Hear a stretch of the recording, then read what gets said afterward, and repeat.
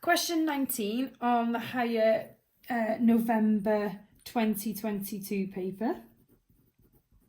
So this question was a very difficult rearranging, making C the subject of the formula. And you can see that because it's got 5 marks. Okay, so it's not going to be straightforward.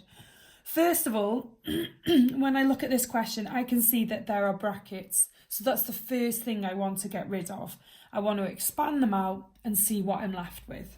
So let's do that first of all. That will get you 1 mark, by the way. So make sure you don't just ignore it because it looks complicated. Do something so that you can pick up a mark. So let's do the brackets separately. So I've got this bracket first. So A times B is AB. A times C squared is AC squared. And then I've got D times E, so plus DE. D times negative C squared, so take away DC squared. And that's equal to F. So, got a mark by expanding. Because we want to make C the subject of the formula, I need to have these 2 terms left on this side. So I need to get rid of these 2. So what I would do is I would take them away from both sides. So we're going to do minus AB minus DE. So I'm taking away AB and I'm taking away DE. So what I end up with on this side, that disappears. So I'm left with AC squared, that disappears, take away DC squared equals. And then I write just what I'm left with here. So I've got the F, I'm now taking away the AB, and I'm taking away the DE. Got myself another mark.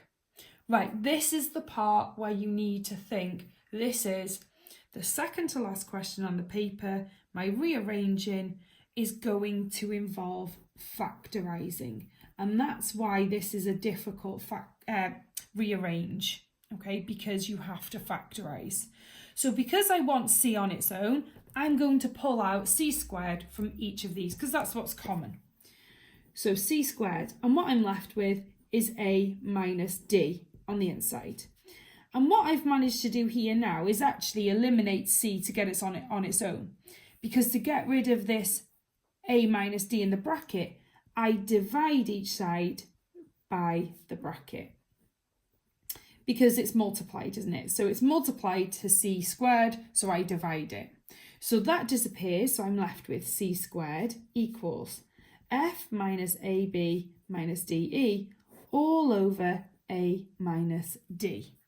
Nearly done. Last step, it's C squared. So the way to eliminate or get rid of a C squared is now we're going to square root our answer. And all you need to do for the very last part is put this whole expression inside a square root. So it's the square root of F minus AB minus DE all over A minus D. Now I say that's it.